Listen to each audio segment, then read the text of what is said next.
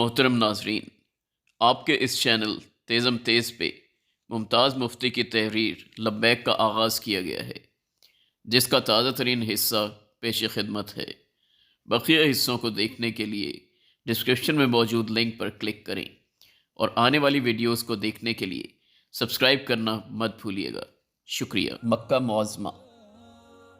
Motor ایک پرانی وضع کے قصبے میں داخل ہو گئی۔ تنگ کھڑکیوں والی بھدی بوجھل دیواریں، بے ڈھب حویلیاں، جنگلے، کوٹھڑیاں، خم کھاتی ہوئی تنگ گلیاں۔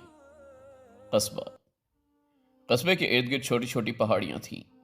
شہر خود ایک اونچے ٹبے پر واقع تھا۔ مجھے ایسا لگا جیسے غلطی سے مکے کے بجائے ہم سیالکوٹ جا پہنچے ہوں۔ میں نے شدت سے کوشش کی کہ جذبہ احترام سے میرا بند بند بھیگ جائے، لیکن بے سود۔ میں نے سوچا حضور صلی اللہ علیہ وسلم ان گلی کوچوں میں گھما پھرا کرتے تھے، ان ٹیلوں پر ان کے قدموں کے نشانات ابھی بھی موجود ہوں گے۔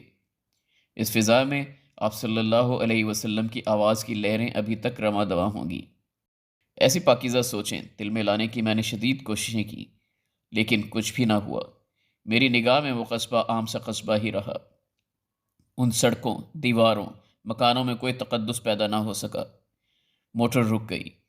1 منٹ، غنی نے موٹر سے اتر کر کہا، اور پھر وہ ایک بارک میں داخل ہو گیا۔ آپ تو مہمان خانے میں رہیں گے، میں نے قدرت سے کہا۔ پتہ نہیں، وہ بولے۔ مجھے اپنے معلم کا ڈیرا تلاش کرنا ہوگا۔ ہاں، وہ بولے، لیکن آپ فکر نہ کریں، سب ٹھیک ہو جائے گا۔ انشاءاللہ ہم زیادہ وقت اکٹھے ہی گزاریں گے۔ غنی واپس آ گیا۔ موٹر پھر چل پڑی۔ دیر تک ہم اس قصبے میں گھومتے رہے۔ پھر غنی چلایا، ذرا روکو۔ عرب ڈرائیور نے موٹر روک لی۔ 1 منٹ کہہ کر غنی ایک بار پھر عمارت میں داخل ہو گیا۔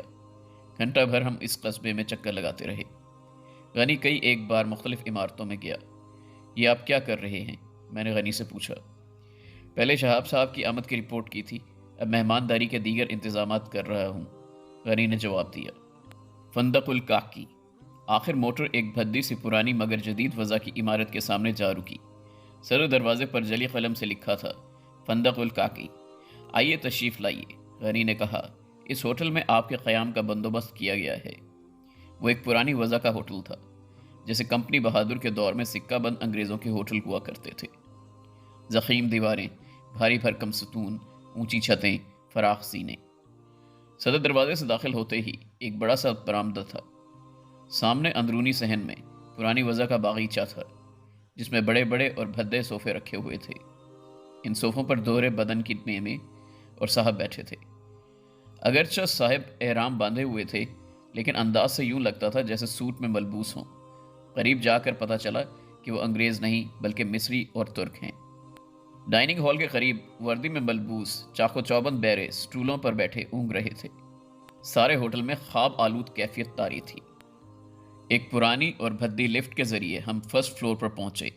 غنی ہمیں کونے کے کمرے میں لے گیا۔ ایک جہازی ڈبل بیڈ روم میں اس نے سامان رکھوا دیا اور قدرت سے کہنے لگا، یہ آپ کا اور بیگم صاحب کا کمرہ ہے۔ پھر وہ میری طرف متوجہ ہو کر بولا، اور اس سے ملحقہ سنگل روم آپ کا ہے۔ میرا؟ میں نے حیرت سے پوچھا۔ جی آپ کا، وہ بولا۔ پتہ نہیں کیسے، لیکن وزارت کو پہلے سے ہی علم ہو چکا تھا کہ آپ شہاب صاحب کے ساتھ آئے ہیں، اس لیے انہوں نے آپ کے لیے بھی ایک کمرہ بک کروا دیا ہے۔ لیکن مجھے تو اپنے معلم کے پاس ٹھہرنا ہے، میں نے کہا۔ آپ کی مرضی ہے، غنی نے جواب دیا۔ یہ کمرہ بہرحال خالی پڑا رہے گا چونکہ آپ کے نام پر ہے۔ وہ پھر شہاب صاحب سے مخاطب ہوا، بولا، ایک موٹر اور ڈرائیور 24 گھنٹے آپ کی ڈسپوزل پر رہیں گے، اور میں خود آتا جاتا رہوں گا۔ خدا حافظ۔ غنی کے جانے کے بعد میں نے بڑی بے بسی اور لاچارگی بھری نگاہ سے قدرت کی طرف دیکھا۔ ٹھیک ہے، وہ بولے، جو آپ کا جی چاہے وہی کریں، جیسا بھی آپ چاہیں، لیکن فی الحال کچھ دیر کے لیے یہاں آرام کر لیں، پھر حرم شریف میں حاضری دیں گے۔ آرام؟ میں چلایا۔ کیا ہم یہاں آرام کرنے کے لیے آئے ہیں؟ میں نے دل میں کہا۔ قدرت نے اسبات میں سر ہلایا۔ میری طبیعت ٹھیک نہیں۔ اپنے کمرے میں جا کر میں دھڑام سے پلنگ پر پڑ گیا۔ انگریز کی بو۔ کمرے کی ہر چیز سے انگریز کی بو آ رہی تھی، ہر چیز پر اس کی چھاپ لگی ہوئی تھی۔ اس زمانے کے انگریز کی، جب سلطنت برطانیہ پر سورج کبھی غروب نہیں ہوتا تھا۔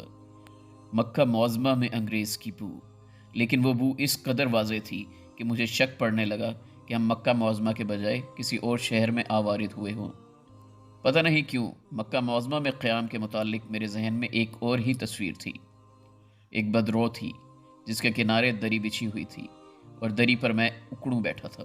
میرے ارد گرد طرح طرح کے زائرین عبادت میں مصروف تھے۔ کچھ دیر تو میں پلنگ پر پڑا رہا، پھر انگریز کی بو اس قدر شدت اختیار کر گئی کہ میں گھبرا کر اٹھ بیٹھا۔ جی چاہا کہ قدرت سے جا کر پوچھوں کہ یہ سب کیا ہے، پھر خیال آیا کہ بیکار ہے، قدرت کہیں گے کیا فرق پڑتا ہے۔ جب بھی میں قدرت سے پوچھتا ہوں تو وہ کہتے ہیں کیا فرق پڑتا ہے، انہیں اتنی بھی سمجھ نہیں آتی کہ کتنا فرق پڑتا ہے۔ چھوٹی چھوٹی باتوں سے بڑا فرق پڑ جاتا ہے۔ شاید قدرت ایسے مقام پر پہنچے ہوں جہاں فرق نہیں پڑتا، لیکن میں قدرت تو نہیں ہوں۔ میں تو ممتاز مفتی ہوں، ممتاز مفتی۔ میرے لیے تو شیشے کے گلاس میں پانی پینے سے فرق پڑ جاتا ہے، سوٹ پہننے سے فرق پڑ جاتا ہے، اور پھر قدرت کس معصومیت سے کہتے ہیں کچھ دیر کے لیے آرام کر لیں۔ آرام؟ ہم کیا یہاں آرام کرنے آئے ہیں؟ اس ہوٹل میں پھیلی ہوئی انگریز کی بو سونگھنے آئے ہیں؟ میں نے غصے میں پلنگ کے قریب کھڑی میز کو لات ماری۔ دروازے میں ڈاکٹر عفت کھڑی حیرت سے میری طرف دیکھ رہی تھی۔ خیریت تو ہے؟ وہ بولی۔ بالکل نہیں، میں نے جواب دیا۔ کیوں؟ وہ سنجیدہ ہو گئی۔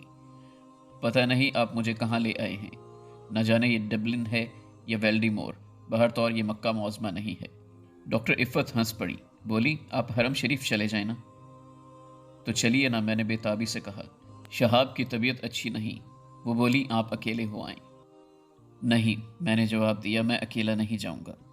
پتہ نہیں ان کی طبیعت کب ٹھیک ہو، جب بھی ہو میں اکیلا نہیں جاؤں گا۔ میں اٹھ کر پلنگ پر بیٹھ گیا۔ انہیں کیا تکلیف ہے؟ میں نے پوچھا۔ وہ اس قابل نہیں کہ مسجد الحرام تک چل کر جا سکیں۔ کچھ سمجھ نہیں آتا۔ وہ بولی کہتے ہیں ویسے میں بالکل ٹھیک ہوں، لیکن جب حرم شریف جانے کا ارادہ کرتا ہوں تو ہڈیوں کے جوڑ اکڑ جاتے ہیں، حرکت کرنا ناممکن ہو جاتا ہے۔ ارے یہ کیسی بیماری ہے ڈاکٹر صاحبہ؟ میں نے کہا۔ ڈاکٹر لوگ صرف دوائیوں سے واقف ہوتے ہیں، بیماریوں سے نہیں۔ میں سمجھتی ہوں یہ ریزسٹنس ہے، اسے انکریج نہیں کرنا چاہیے، ورنہ پتہ نہیں کیا ہو جائے۔ کیوں نہ انہیں زبردستی حرم شریف لے چلیں؟ ڈاکٹر عفت نے کہا آئیے۔ قدرت کے کمرے میں داخل ہوتے ہوئے میرے دل میں کئی ایک سوالات ابھرے۔ ریزسٹنس؟ کیسی ریزسٹنس؟ کس کی ریزسٹنس؟ کس کے خلاف ریزسٹنس؟ چلیے اٹھیے۔ ڈاکٹر عفت نے قدرت کو یوں ڈانٹا جیسے وہ بچہ ہو۔ قدرت نے بے بسی سے ہماری طرف دیکھا۔ نہیں، انہوں نے اشارے سے التجا کی۔ نہیں، ڈاکٹر عفت نے کہا، آپ حرم شریف جا رہے ہیں، ابھی ہمارے ساتھ، چاہے آپ کے جوڑ کام کریں یا نہیں۔